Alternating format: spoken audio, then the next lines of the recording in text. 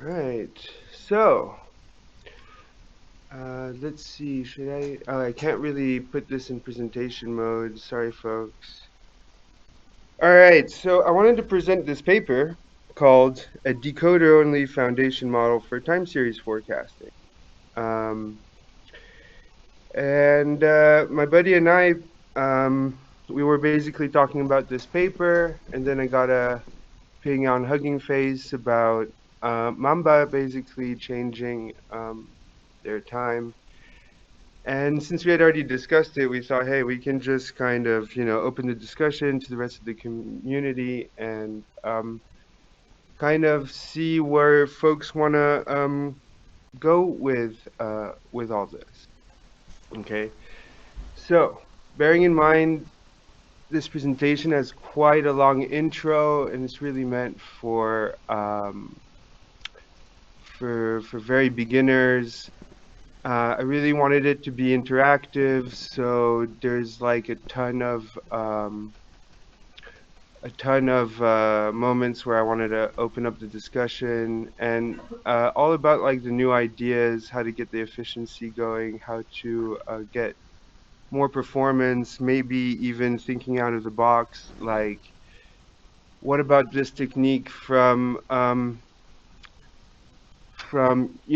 for example, image upscaling applied to forecasting. Well, all that's meant for discussion, and don't be shy about it if you have bright ideas. So, that said, a bit of context, right? This paper came out, if I remember correctly, at the beginning of the week, and it got quite a lot of scrutiny. um, and I'd like to think that's why everyone's here, but of course, I know the real reason is because Mama meant to present today. So, so we'll discuss a little bit about the context, but it's really meant as, say, a very accessible sort of discussion about forecasting models, okay?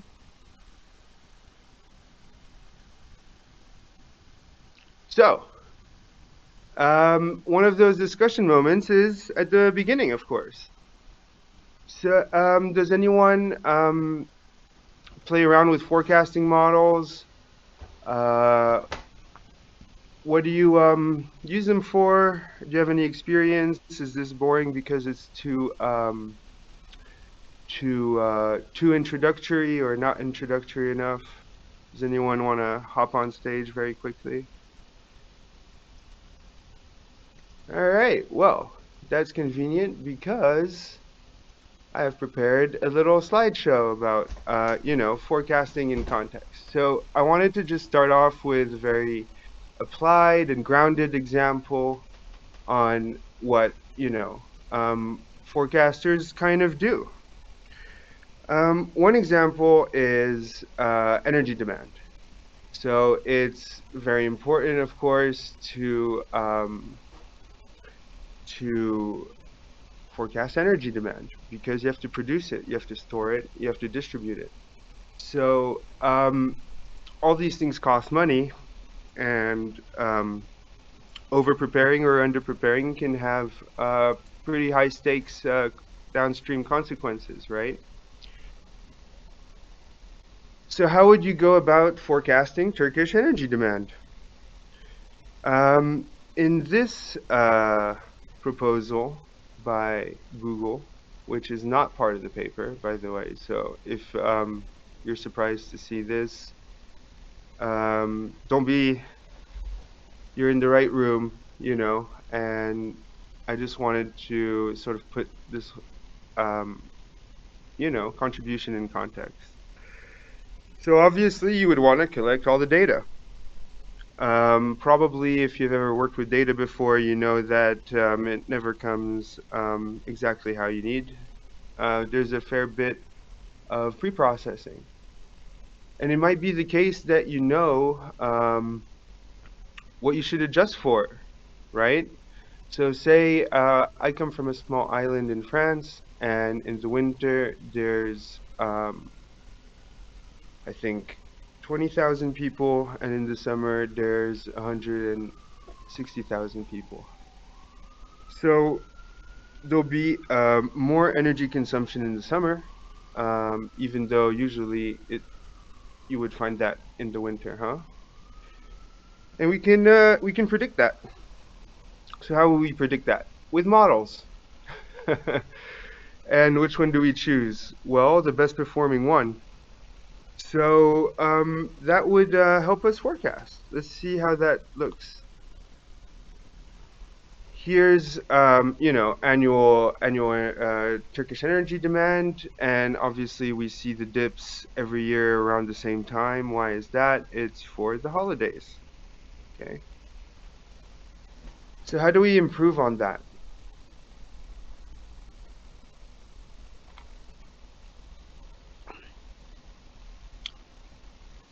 Well, the paper proposes a new model. But normally, each model is just a tool, and so is forecasting. So you can either do it in a very simple way, like what I did here orally, or you can try and get more and more granular. Um, so let's check it out. Uh, we can see here that Google, when they decided to clean the data, to control for the seasonal variability, um, it appears here, say at first glance, if you've never seen this graph, that they've done a pretty good job of sticking close to the observed um, behavior. Huh? Uh, Especially on the graph on the right, you see very minor deviations, but take a look at the ones that we do see, and um, just to put it in context, as this is national energy demand, these are huge stakes, and potentially costly ones, especially if the model underperforms for demand in terms of predicting lower demand than actual. Say if there's too much strain, it could be very costly to import energy or distribute it. Am I okay? Yes. So,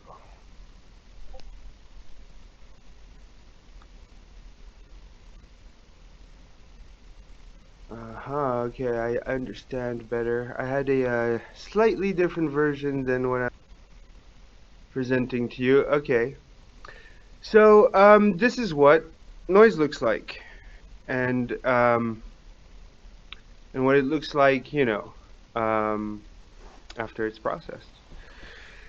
Again, just to put it in context, you can see that the clean data set overcorrects quite a lot. Um, and depending on the level of granularity that you want to achieve, it could be more or less, you know, difficult to um, find all the parameters uh, compared to a sort of mainstream performance of forecasting with very simple model. And that's actually what I wanted to talk about next. What problems in forecasting are we facing in general, right? Currently, we have a number of tools. We can use any of them in a good way. Um, but if they're so good, why are all our forecasts always so wrong, right? Just think of the weather forecast. The weather forecast seems wrong most of the time in summer, you know. Um, Look at the performance of what we've just seen here. And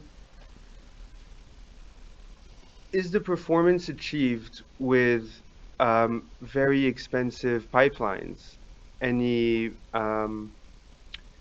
significantly any better than sort of back of the envelope writing on the whiteboard? Ooh, I see Q with a comment. Often papers evaluate MSE on the whole forecast versus only the final points. Well, we'll actually get to that. Um, we'll actually get to that. That's a very good point.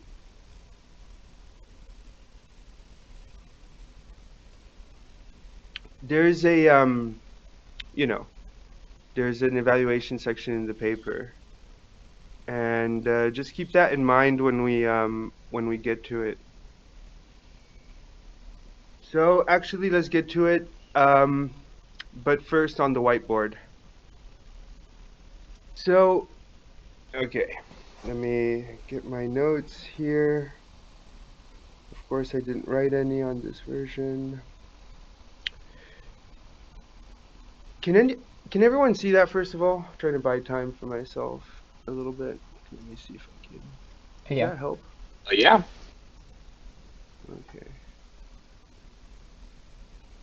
Did that help at all? Zooming in? It helped. Okay.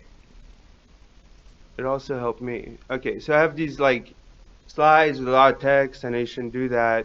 But then again, I don't have a whiteboard, and I'm not using a mouse. So that's what we've got, folks.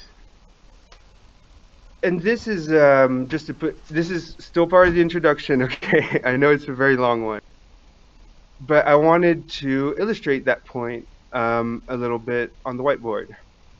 So to that point, there are simple ways that we can model any fork, let's model it in a very simple way with the simplest model possible, okay?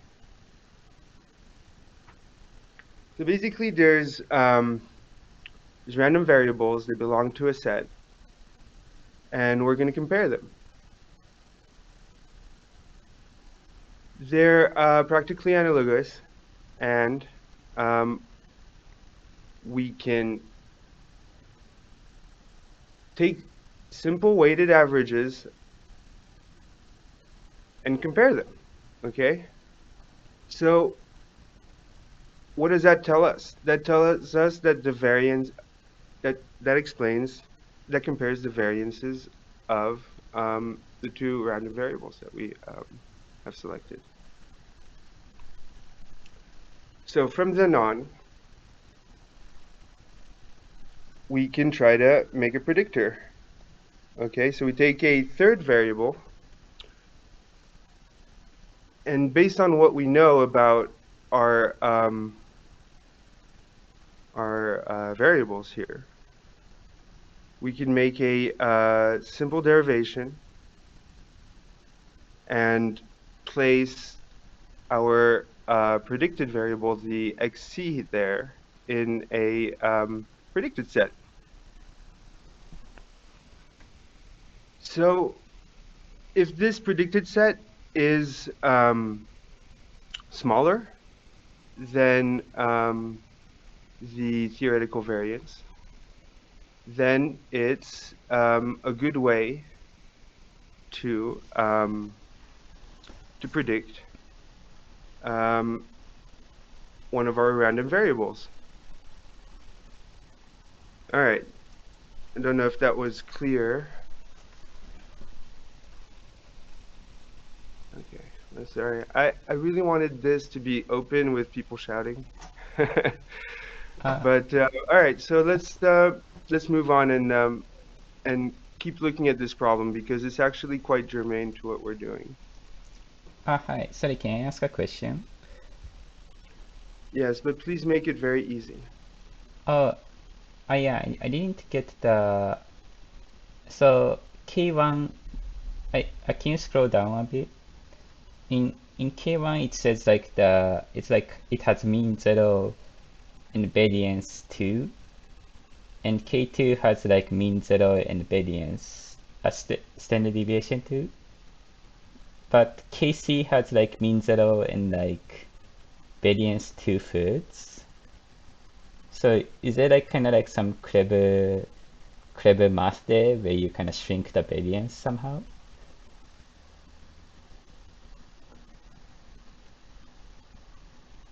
Clever math? No. Oh, you can Simple just, math, yes. oh So wow. this is the standard. It's basically derived from the. Sorry, let me just be very precise with what I say. With the variance equation of these two sets of random variables. Oh, interesting. So like if you add them together, the variance decreases like, So the x1 and x2 are random variables that are analogous but mapped to one is a 0, 1 set and the other is a 0, 2 set. oh, is it like you kind of cancel out the variances? Kind of. Exactly. I So see. we basically selected the simplest numbers possible so the very simple equation is easy to derive. Okay, thank you. It's kind of an edge case, but it's a thought model. Although I don't know if I was clear enough to bring the thought to the audience. Okay. But it'll be actually more clear. Let's keep going. Let's take two more variables, okay? Exactly the same as before, but this time we have uncertainty. And if we map them now, we can use the forecasted variable to reduce this uncertainty. Sorry. But by how much did we really reduce this uncertainty? In the sense of, wouldn't it have been easier um, to simply guess?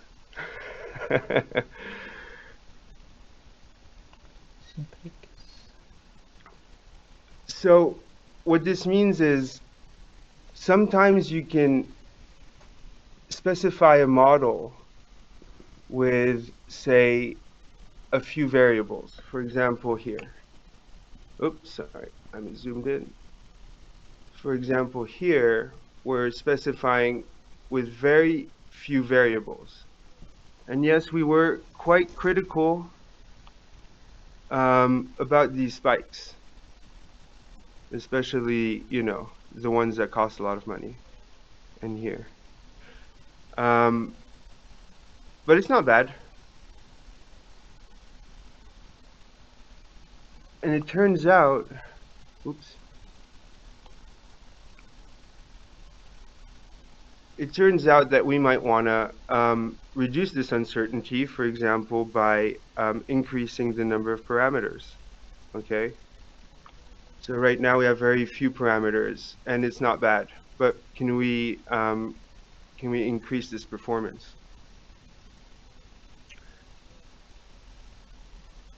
And we can, but until now, not that much. And this sort of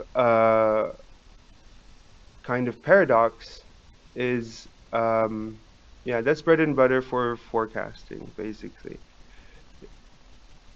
You can specify, for example, a very complex financial model, but it's very likely that a much simpler model will fit just as well or better. And that's why the authors were talking about forecasting in Google in general. It's not the authors of the paper. So we'll get to, this is just an introduction to the paper.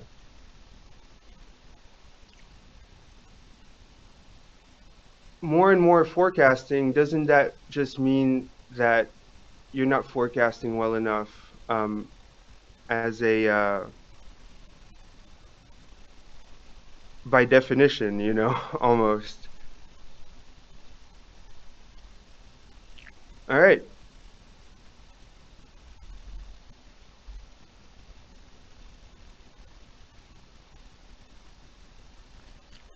So some more discussion slides. I see actually time is running.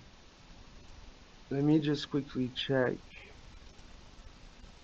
It's 20 minutes so far, so feel free to, yeah, no pressure. No, no. Yeah.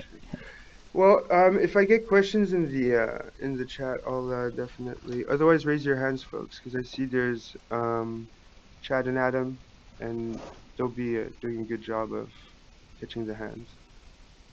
We haven't gotten to the paper yet, yeah. So, all right.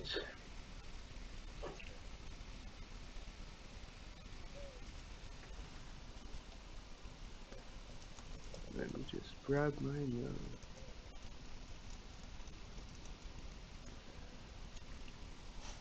So these are some well-known examples, and some of them are from, we use them in the Hugging Face community a lot.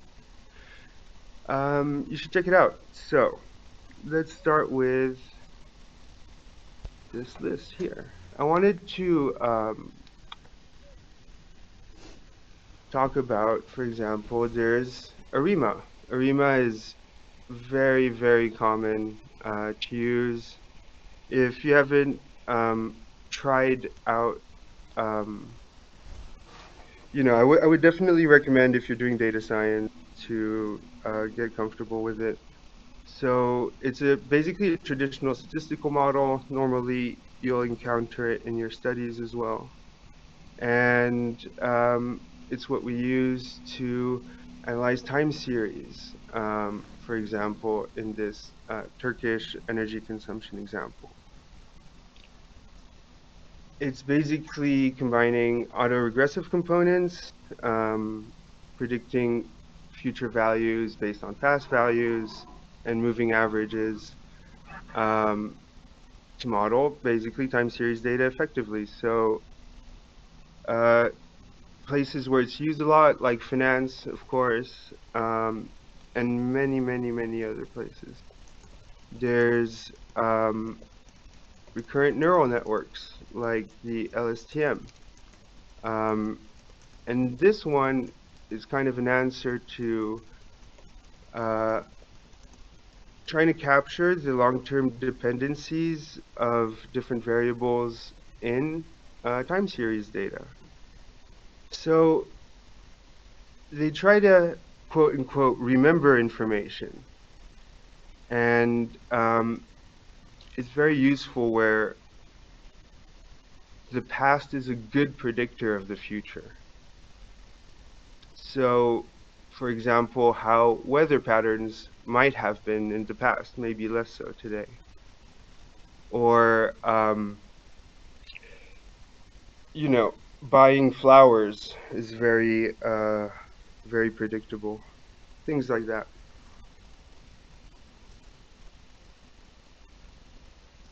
XGBoost.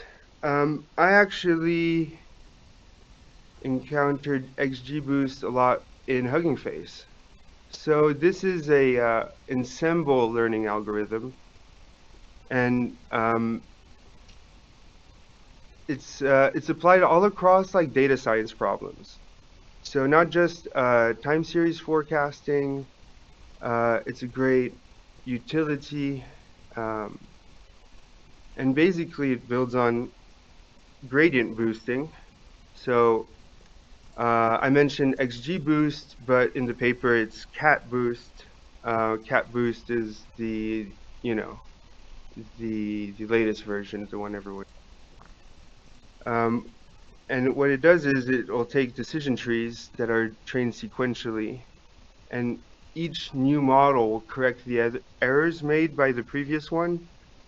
And then this process continues until you're happy with your fit. So XGBoost in particular is very interesting as an alternative to what the paper is presenting, because it's really good on large data sets, and we're getting larger and larger data sets, and they're coming faster and faster in streaming. Um, and it'll optimize all that to find the best model fit, um, which is very important for the accuracy of predictive tasks Uh, like forecasting. Sorry, one question. So for Yes, XGBoost, does it, if I remember correctly, it outputs like a single prediction from like bunch of features, right? So in autoregressive, do you just kind of like predict one time step at a time there? that's a good question, actually. Thank you for that. No, So it's it'll use the gradient boosting framework and minimize loss over predictions, over all the predictions. And then it'll fine tune its predictions. And basically, it's an iterative process to improve accuracy. okay. So it's That's kind of the like idea of like these sequential models, sequential trees, decision trees, sorry. okay. I see. So I guess that's like one difference from this paper. It's kind of predicts like one data point. I guess for ARIMA LSTM2, it predicts like one data point at a time or like one patch at a time, kind of. That's right. That's right. The we have a large toolkit for time series forecasting, and we do it all the time because it's so important to do. Um, and I found the paper quite novel in their approach. I really liked it, and we'll actually get into the novelty of the paper, of course, uh, because it's quite different, and I found it quite creative. We don't have any information beyond the what's inside the paper, of course, but I'll provide some references on where to watch, which repos to watch at least. All right. Well, I'll tell you what. XGBoost compared to um, compared to others is a lot more efficient. Um, it's been around quite a lot. Well, we should talk about um, CAT instead of XGBoost now, but um, the way it uses parallel processing, well, so this is on the technical level, um, really speeds up this forecasting and prediction ability. Uh, and even if it can also handle very large data sets, um, and it remains versatile, the the way it uses regression and regularization um, keeps it from like basically overfitting. So we've heard a lot about overfitting to public benchmarks recently, and this will give you results without overfitting that much. Okay, and this is really important in time series forecasting. So let's get to before we get to the rest of the paper and my dreaded whiteboard slide. um, I wanted to say that if you get a data set with time series, first of all, you know you have to pre-process it. And a lot of the time, you'll find missing data. And again, this is where XGBoost really shines. It's in those, yeah, pre-processing steps, I guess you could call them. And of course, since it's been around so long, we just know how to use it very well.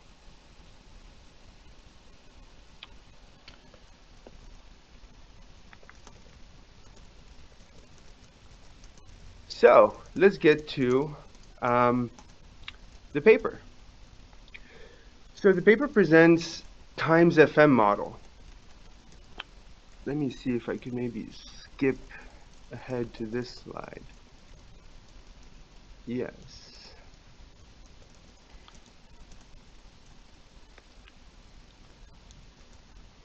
All right.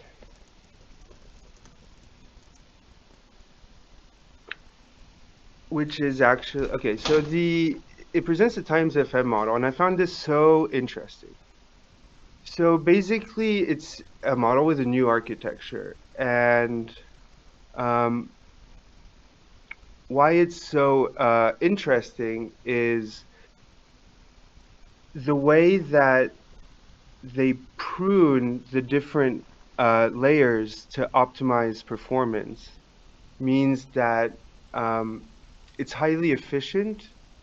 It can scale very well, and hopefully the results that we'll see when it's in our hands will match the hype. So they explain it like this.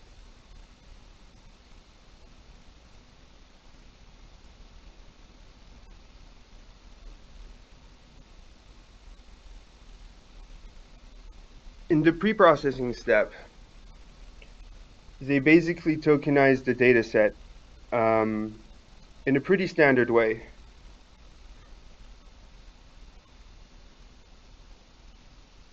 Sorry, have to.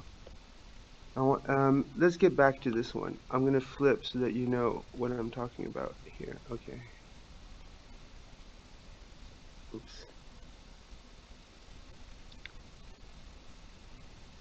Let me zoom here. Oops. Oops. Okay.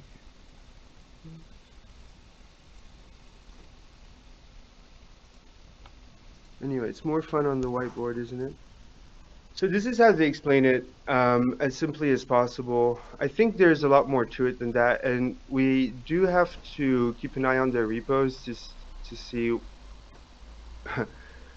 what this function corresponds to in the tokenizer. Um,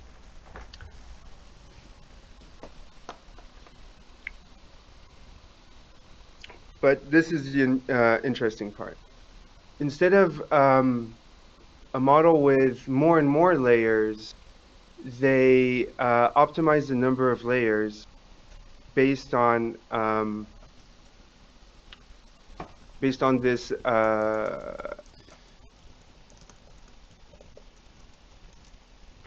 this sorry, I have too many words in front of me on the screen. Based on the decoder-only mechanism. Okay, so that means that um, the way they've tokenized their inputs, um, you can have longer context windows. You can and with longer context windows, that opens up a lot of possibilities. It's also a very, I mean, downstream, okay? It's a very promising downstream thing. It's very promising for downstream tasks like fine tuning because with this more efficient, um, better performing, longer context window model, we'll be able to, for example, specialize it in technical texts, which are more difficult, or better performance in specific fields. Let's actually discuss this figure. Start. Sorry, let me just erase this a little bit. Have I changed? Yes. Okay. Um, let's start at the top. So you have your input data. Um, you can add tokens to this field here to optimize the selection of layers in the transformer. And the best part is you can skip. So that means that you can do more. with less. So it's a very incremental step, um, but it's a novel approach because of the decoder um, framework. This decoder framework is specifically meant to, I mean, it's very promising for example, forecasting, or for example, producing like unit test data or synthetic data because of this new approach. And to get back to the evaluation, okay, sorry, lower is better here, okay? And I wanted to actually like see if there's any questions, first of all. Time series paper. Ooh, there's a very large discussion. Okay, thanks Arvin for sharing. Thanks Q for sharing.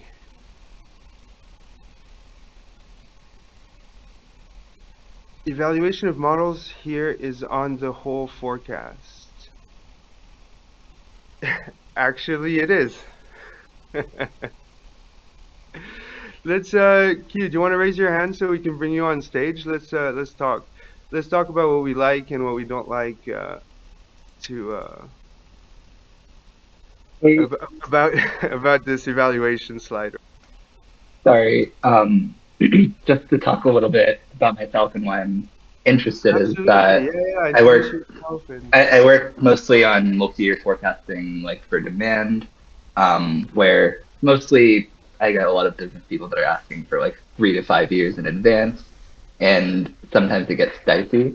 But what I often see in my own experiments is that I'll be able to fit really, really well with the neural network and match the patterns really well. But ultimately, what I find that like my needs are is usually I want to know where we'll be at in like how many years. And I just care about where we're at like 1 year, 2 year, 3 year, rather than the whole forecast. So that was just something that like I experienced that I have difficulty with. sure thing. Do you want to run through this figure with me a little bit? I have some notes for the authors. So first of all, like what what do we think about these evaluation results? Remember, lower is better. So Um, so they're comparing performance on uh, the whole forecast, and this is the kind of standard way of doing it. Um, it seems promising, but also sometimes uh, sometimes there's a lot that you need to look into on the specifics of like the methodologies that they did with each of them. Sometimes the normalization isn't always like quite the same. yeah, So there about might be like missing normalization. sauce sometimes. Uh, I mean, for a trained statistician, it kind of jumps at your eyes, you know. Um, let's take a look. Sorry, let's take a look at those green bars. They're in the right place, which is towards the left. Lower is better. Yeah. But if you look at the Y in this, um, what's what's the performance increase between times FM and patch TST? And what's the performance between times FM and NBeats, you know, or CAT, which is yeah. XGBoost. We talked a lot. It's Um, not much, folks. yeah, that's the thing too. And what you'll often find, at least I find, is like we're predicting the future. So sometimes there's just things that uh, are outside of our control, especially like when there's big sorts of demand changes and stuff like that. Like that's also the like tricky part sometimes. But for time series forecasting, like it could be comparable, but there's a lot of really comparable models, and sometimes you don't always want to use like GPU resources. Yeah, that's the point. That's the point. And Chad also made a very good point. you know, they have results, they have a new model, and they have to present their results. So, 0 is in the corner and 1 is the max, so that you can normalize the models and compare them in terms of performance. I think that's pretty straightforward. But normally, when you have such small differences, you should probably use log scale, huh? Just, and it might be that your model's difference will be, even more exaggerated. I think that would really help. But this is all about like efficiency and power. Did anyone want to discuss evaluation results a little bit more? One question. For all these models, are they like all pre-trained on like the same data set and like evaluated on like a novel data set?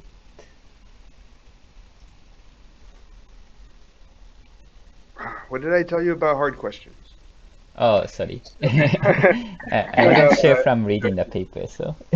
you know, uh, folks say that we ran out of data. Um, they it's not true. The new models are always trained on novel data. But we have like common sources of time series data sets. That's for sure. Anything to share data sets uh, in general will be used, even Hugging Face, the data sets library, right? I hope that becomes more of a thing. I would expect anything that's well referenced to have been used in general, and if it's only few data, usually there's a paper about that feat in general. So Um, to oh, sorry. benchmark, normally you have a public benchmark and a private benchmark, and they should be, basically identical. One of the things, so some of these benchmarks, I see one of the data sets is electricity transformers. I think you can find that on Kaggle. It's commonly used on time series. Um, it's the ETT. Also, I'm realizing that for some of these implementations, they actually use a library that I contribute to. So plugging darts.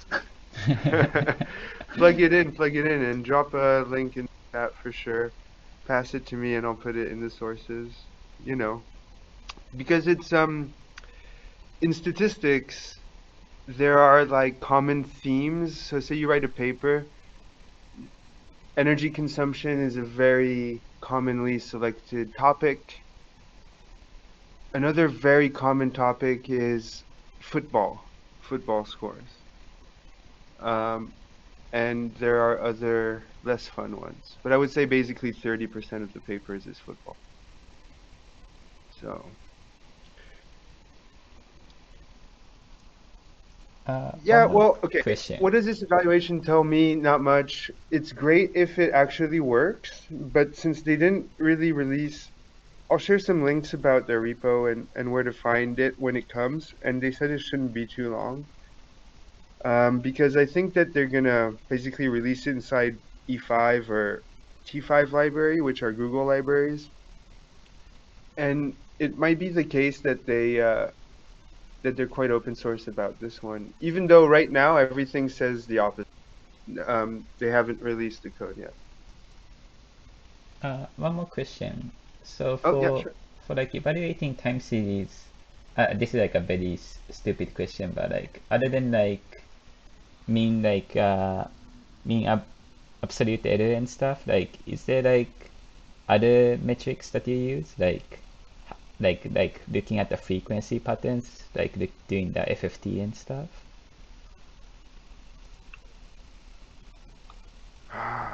Okay, that's your last question because they're too hard. Okay. Okay, no more questions. No, no, no. So what's the first thing that you do when you get a data set? You randomize it and cut it in half, right? And then see if the two are the same or if they're the equivalent to the um, the original data set, right? That means testing for internal consistency. So in forecasting, this is more like a traditional area of um, statistics. So everything that you would normally do um, for any statistical analysis of any data set, um, that's basically your descriptive statistics about your data set. So nothing fancy or new or special. Okay, I think I get it. Actually, I would like it to be the same in AI. I think everyone that worked very hard on statistics would like the ML to be more standard with with how they treat their data sets. Yeah, like a science. Just like statistics, like normal statistics, you know.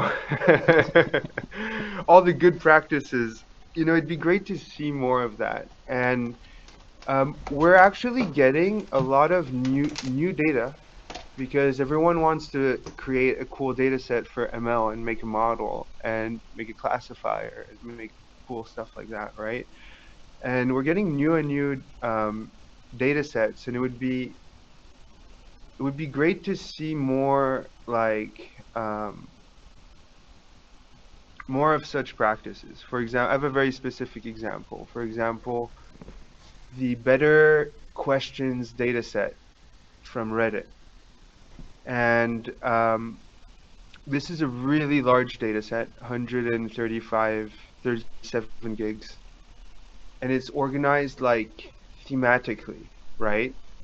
So say you're training, if you use the training split, you'll run through the data set by year and sometimes by theme. So if you cut the data set in half randomly, the two parts will not be equal to each other. Do you understand what I'm saying? Yeah, like the labels and stuff. I guess the proportion of The content, yeah. the content. Um, and that's just standard practice. So I would say any analyst, that's the first thing he does, takes a data set, cuts it in half. Okay, this data set holds up, both halves are okay. That's just a naive way to do it, and more rigor to it all would be, I think, very welcome. So that's what's so interesting and important about the benchmarks, because they provide a focal point where we know what the process is to evaluate something at least.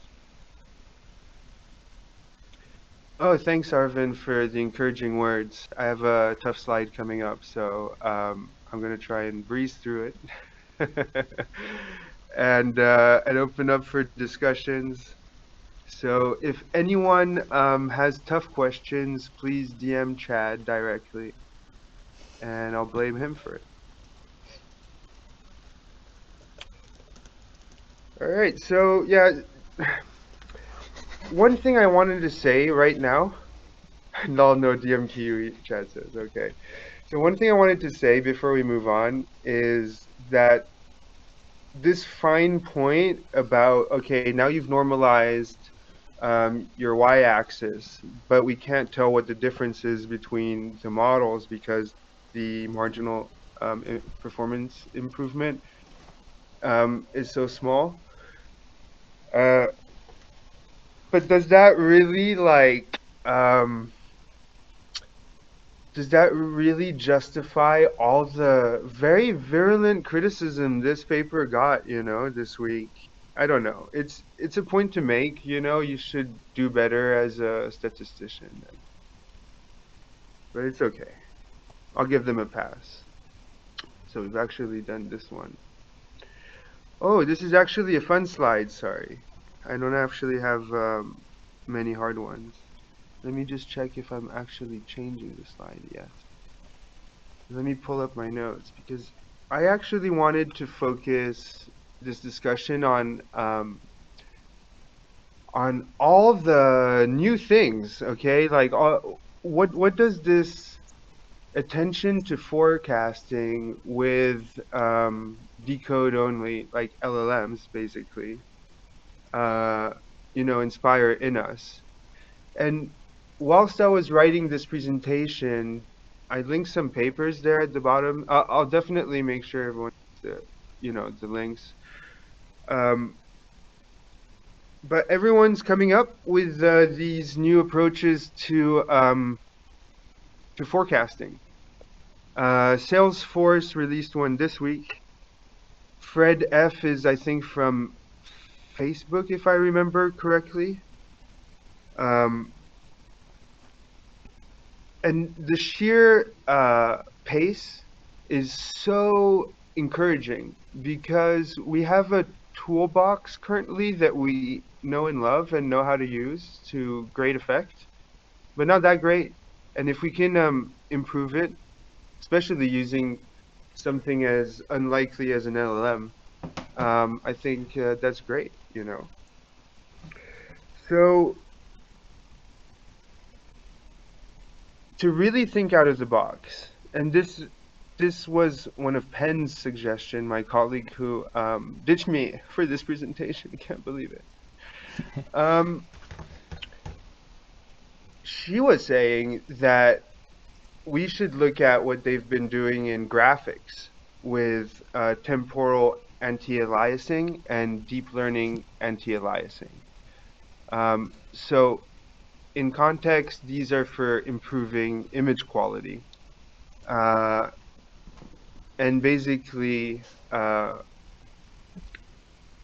okay, it's called temporal aliasing pixel vectors. So that would be an analogous thing to denoising the data, is one of her hypotheses. And actually, one of the papers I think that I read recently tries that out. So the analogy is in handling the temporal sequence. So it could be pixel vectors or token vectors in time series forecasting, you know?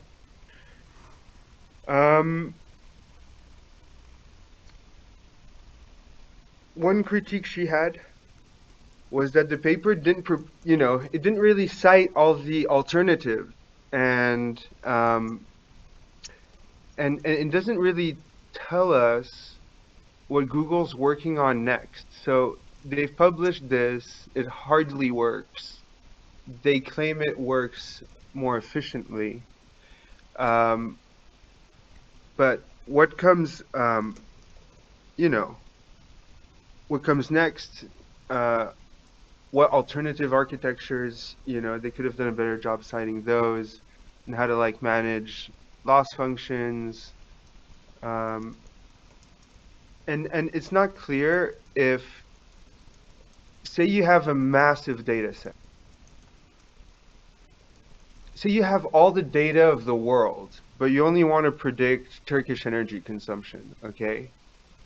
Isn't there a way to just pre-process all the data in the world so that your forecasting model gets the perfect data instead? And that could be a way to solve these problems. Yeah, again, just throwing ideas out there. To speak on that, that's a challenge that I deal with quite frequently, where I have a lot of somewhat related covariates when it comes to like time series forecasting. But oftentimes, especially with like smaller models and not as much data, I find that making use of all of that data will actually hurt model performance sometimes. Though that's like kind of difficult, yeah. And I think that's where the pre-training could be really interesting, where we were trying to just like fine tune to specific examples. All right, someone understood my point. My work here is done. Thank you for coming. That's exactly the point, Um, there say you run into this problem, you can throw the model away, try a new one. Say you run into this problem, you can throw the data away, make it better. Um, Usually, adding more complexity to the model will there's diminishing returns, and there's this whole field where you know people study that one kind of paradox, right? So next time someone shows you their amazing, immense, huge model, just drink a glass of water, take a pen, and then try and make a really simple one, and probably you'll be within the margin of error of his.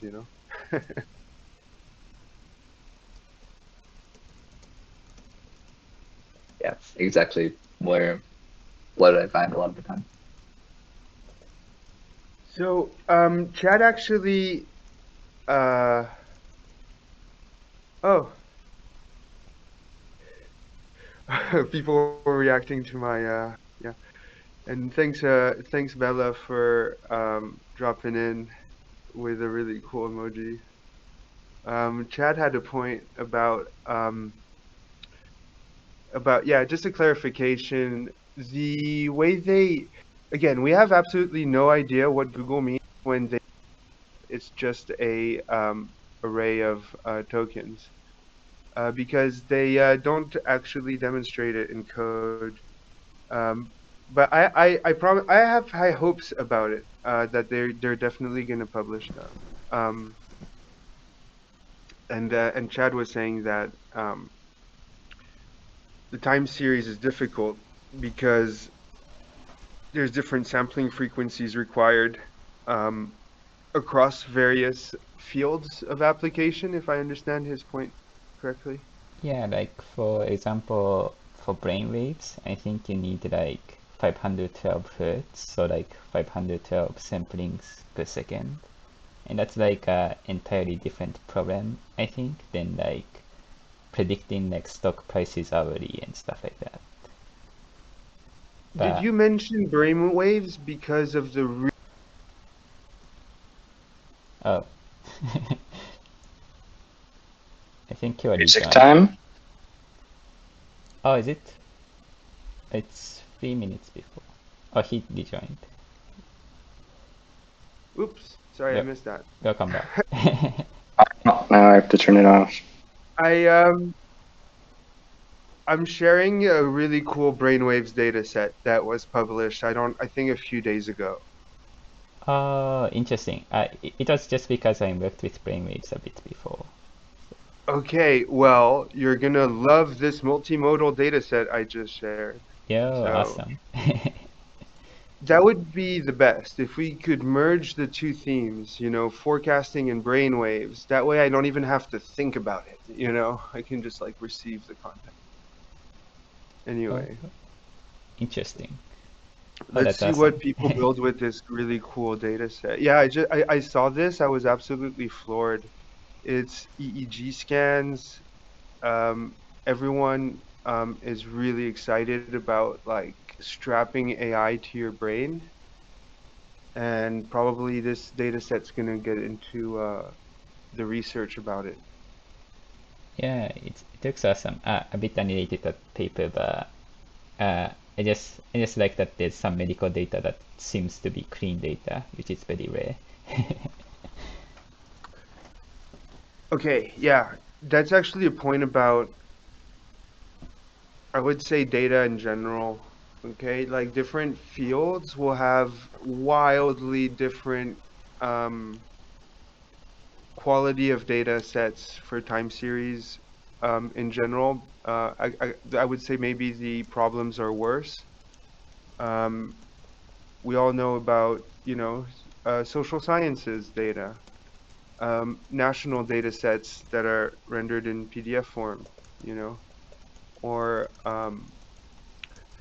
in medical imagery, for example, there are very famous data sets of imagery, but each folder is 17 images. And by the way, there's only one folder.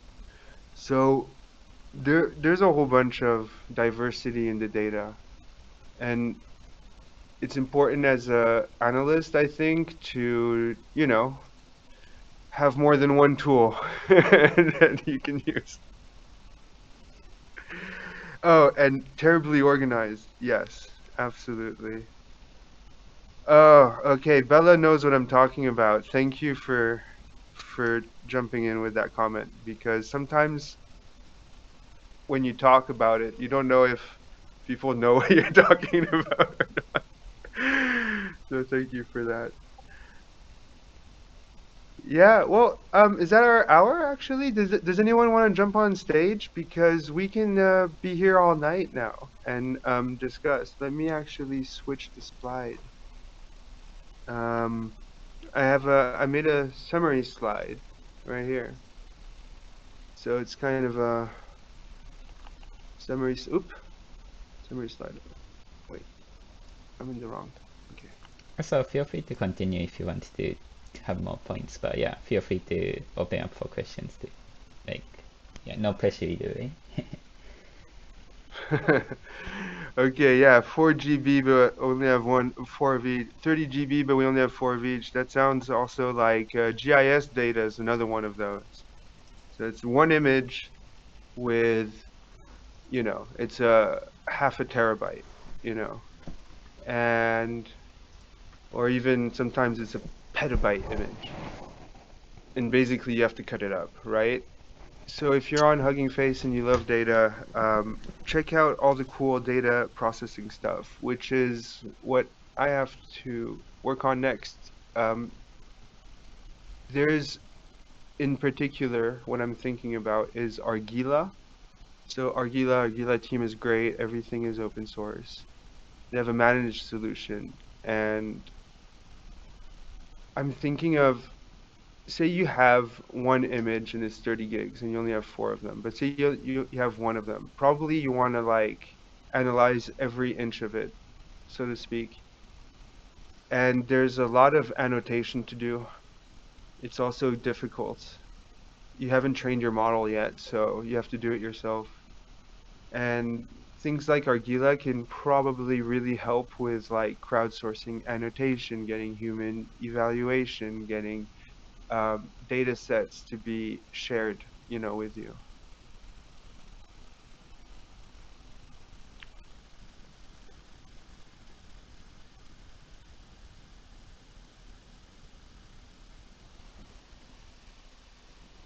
Yes.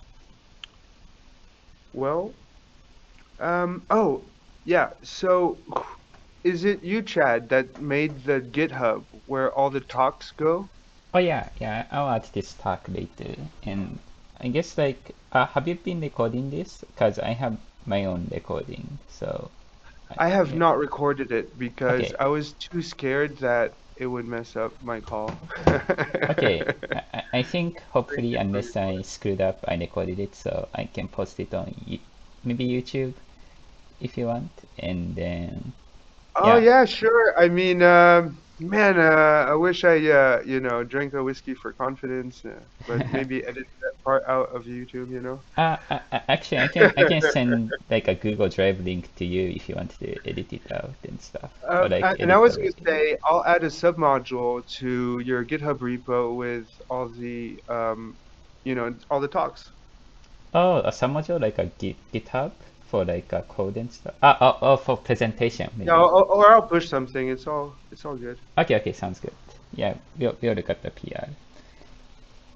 Yeah, but thanks for the presentation. It was very fun. and, and I think you did well despite like not having penguin here. Yeah, and Yeah. thank you to all the audience that were so encouraging. That was very helpful to me. Thanks, Bella. Yeah, hey, thanks for persevering. I know it can be a bit rough, if you split stuff up and then half the group Well, is gone on presentation day. Yeah, so my hey, my good work. colleague's a senior. She's a senior developer in gaming, and her level of understanding and explanation, because she's actually an educator as well, um, would have been helpful for the whiteboard. Oh well. Well, next time should be better. Thanks for sharing that link. So that's the repo. I'll throw the submodule directly there, and it was great. Thanks a lot. Yeah, and therefore, don't worry, you'll get the sources in the presentation. Nice. Hey, thanks guys for stopping by. Take care. Have a nice weekend. Eat some nice food, of course. That's important. So important. See you.